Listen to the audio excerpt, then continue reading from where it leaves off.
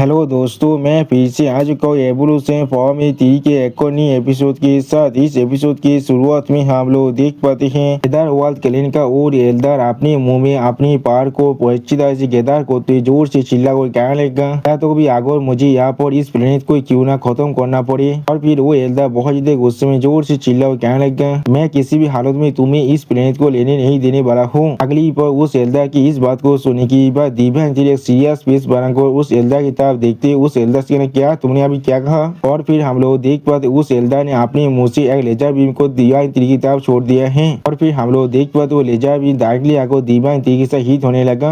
अगली वो दिव्यांजलि अपने सिर्फ एक ही हाथों से उस लेजर बीम को बहुत ही आसानी से रोक रहा था। और फिर हम लोग देख पाते दिव्यांजलि ने बहुत ही आसानी से अपने सिर्फ एक ही हाथों के इस्तेमाल की मदद से उस लेजर बीम के एथिक को पकड़ लिया था। सच में दोस्तों, इस सीन के अंदर दिव्यांजलि बहुत ज्यादा औसम दिख रहा था। अब दिव्यांजलि के ऐसा होते हुए दिखने की बात वो एल्डर बहुत ज्यादा शौक और जोर से चिल्ला कर कहने लगा, उसने इतनी आसानी से मेरे मुंह को अपने हाथों से पकड़ लिया है। और फिर हम लोग देख पाए दिव्यांजलि बहुत ही आसानी से उस एल्डर की उस एथिक को बहुत अपने हाथों की मदद से डिस्ट्रॉय कर देता है। सच में दोस्तों, दिव्यांजलि की सिर्फ उस एल्डर के एथिक को डिस्ट्रॉय करने की वजह से यहाँ पर बहुत बड़ा पावर शॉक निकलता है। इसके वजह से वो एल्डर खुद बहुत ज्यादा पीछे हट जाता है। अगली पर दिव्यांजलि उस एल्डर का देखते हुए एक सीरियस फेस बनाकर थोड़ा सा गुस्से में उससे कहने लगा, ये प्लेनेट पहले से मेरे हाथों में आ चुका है। सच में दोस्तों, इस सीन के अंदर दिव्यांजलि बहुत ज्यादा गुस्से में दिख रहा था। अगली पर हम लोग देख पाए दिव्यांजलि इस सीन के अंदर अपनी चारों तरफ बहुत से लाइट के बॉल को सामन कर लेता है, जिन्हें दिखाते रहता कहने का दिव्यांजलि यहाँ पर अपने पेशर्स के सामने को लाइट को इस्तेमाल कर रहा है। और फिर हम लोग देख पाए दिव्यांजलि उन सभी लाइट बॉल की मदद से उस एल्डर पर अटैक करने लगा, जिसके वजह से वहाँ पर बहुत बड़ा धमाका हो जाता है। और फिर धुआं हटने के बाद दिव्यांजलि उस तरफ देखते हुए खुद से कहने लगा, अभी की जो नेता हुआ रेस है वो मेरे ओपोनेंट बनने के भी लायक नहीं है। अगली पर हम लोग देख पाते दिव्यांजलि आप जमीन पर उतर को आ जाता है। और फिर दिव्यांजलि अपने सामने तक कुछ नोटिस करने के बाद पहले थोड़ा सा को खुद से कहने लगा, क्या अब क्या हो रहा है। वो होली सिस्टम में बाहर आने के बाद सामने तरफ देखते हुए दिव्यांजलि से कहने लगा, नेदरवाल की डीपेस्ट पाथ के अंदर मैं एक दहेजपुर ओरा को सेंस कर पा रहा हूँ। जरूर नेदरवाल क्लैन का इंपीरियल वेपन हो सकता है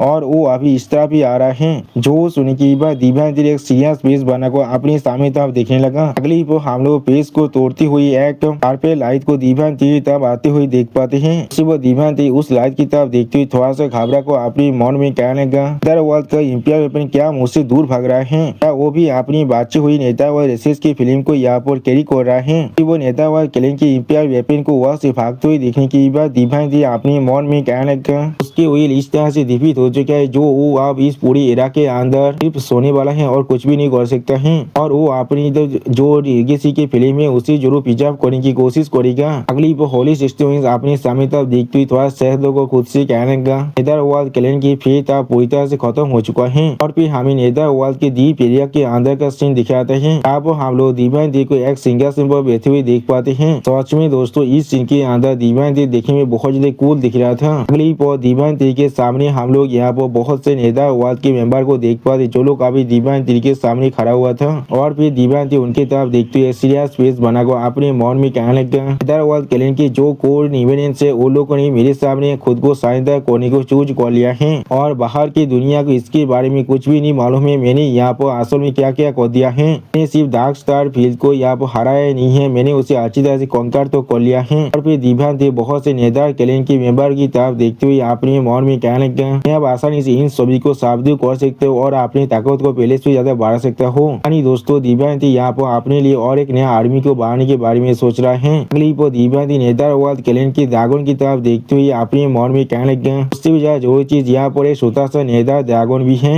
और फिर दिव्यांजलि सीरियस फेस बनाकर सामने तरफ देखते हुए जोर से चिल्ला कहना, हैरिस। दिव्यांजलि की इस बात को सुनने के बाद हम लोग देख पाते यहाँ पर एक नेदरवाल क्लैन की मेंबर आकर दिव्यांजलि के सामने झुकते हुए दिव्यांजलि से कहने लगा, योर मेजेस्टी। वो सुनने के बाद दिव्यांजलि एक कूल आदर्श में उसकी तरफ देखते हुए उससे कहने लगा, हमारी नेदरवाल क्लैन यहाँ पर कौन सा ऐसा तेजार को पोजिस करते जो सोच मेरे अटेंशन के लायक है। वो सुनने के बाद हैरिस दिव्यांजलि की तरफ देखते हुए दिव्यांजलि से कहने लगा, वॉल ऑफ साइज एक 7 तार के डिवाइन आर्टिफैक्ट है। ये वो आर्टिफैक्ट है जिसने नेदरवाल को दो हिस्सों में बात को रखा है, बाहर की साइड और अंदर की साइड। जो सुनने के बाद दिव्यांजलि एक सीरियस फेस बनाकर हैरिस की तरफ देखते हुए हैरिस से कहने लगा, तो फिर ये एक लेजेंडरी डिफेंसिव आर्टिफैक्ट थे जो सोने की अगली पर होली 60 में बहुत ज्यादा मुस्कुराते हुए डिवाइन तेजी से कहने लगा, हम लोग इसे वापस ले जाकर डेमन को तो और पूरी हेवेली इलम को साउंड करने के बाद उसे प्रोटेक्ट कर सकते हैं। जो सुनने के बाद डिवाइन तेरी एक सीरियस फेस बनाने लगा लेकिन कुछ भी नहीं कहता है। अगली पर हेरिस यहाँ पर और एक आर्टिफैक्ट को दिखाते हुए डिवाइन तेजी से कहने लगा, यहाँ पर लाइफ और डेथ मोन्यूमेंट है, ये भी यहाँ पर एक 7 तार का डिवाइन आर्टिफैक्ट है। वो नेदा सी के डेप्थ के अंदर से जन्मा है। और फिर एक पेड़ को दिखाते हुए हेरिस डिवाइन तेजी से कहने लगा, यहाँ पर tree of life and death है जो नेदा सी के अंत में जन्मा था।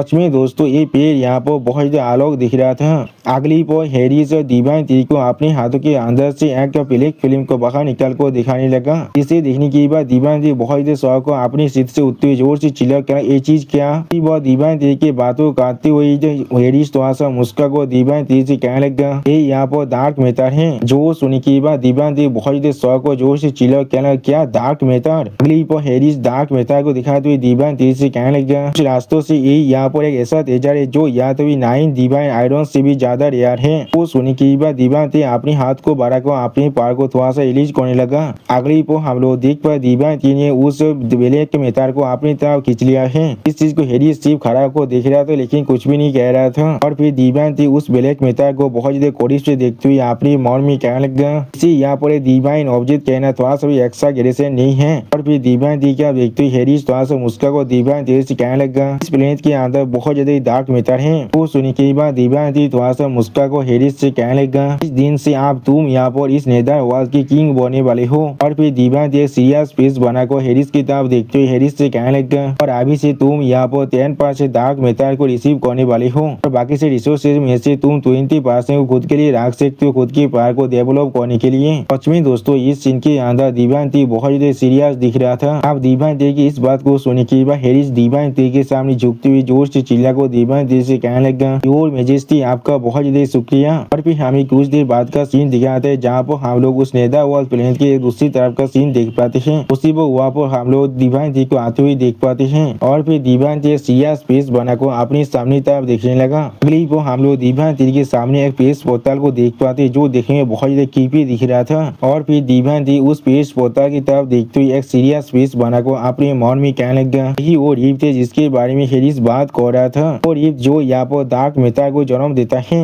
और फिर हम लोग वहाँ पर एक और नए क्रिएचर को आते हुए देख पाते हैं। अगली पर हम लोग देख पाते ये यहाँ पर शैडो टाइगर है। सच में दोस्तों शैडो टाइगर यहाँ पर देखने में बहुत ज्यादा ऑसम दिख रहा था। और फिर डिवाइन तेरी सीरियस फेस बनाकर अपनी सामने तरफ देखते हुए शैडो टाइगर से कहने लगा, शैडो टाइगर अभी से तुम इस प्लेस को गार्ड करने वाली हो। तो सुनी की बात शैडो टाइगर सामने तरफ देखते हुए डिवाइन तेरी से कहना, ठीक है मास्टर। अगली पर डिवाइन तेरी सीरियस फेस बनाकर सामने तरफ देखते हुए अपने मन में कहने लगा, तो भी आगोर विंग ऑफ गॉड सच में हुआ पर है। ये अगली डेस्टिनेशन की जो जानी है उसके लिए मुझे सच में 20 साल का वक्त लगने वाला है। और फिर डिवाइन तेरी आसमान तरफ देखते हुए अपनी मन में कहने लगा, ये सच में एक ऐसा रिश्ता है जो सेंटर स्टार रीजन से हमारी स्टार रीजन का है। यानी दोस्तों डिवाइन तेरी आप सेंटर स्टार रीजन के अंदर जाना चाहता है। तो दोस्तों डिवाइन तेरी की इसी सीन के साथ हमारा ये एपिसोड यहाँ पर ही खत्म होता है। प्लीज सब्सक्राइब माई चैनल और like and share this video. और दोस्तों प्लीज मेरी इस वीडियो को थोड़ा सा हाइप भी कर दीजिए। और दोस्तों मेरे चैनल का जो मेंबरशिप प्रोग्राम है वो अब चालू हो चुका है।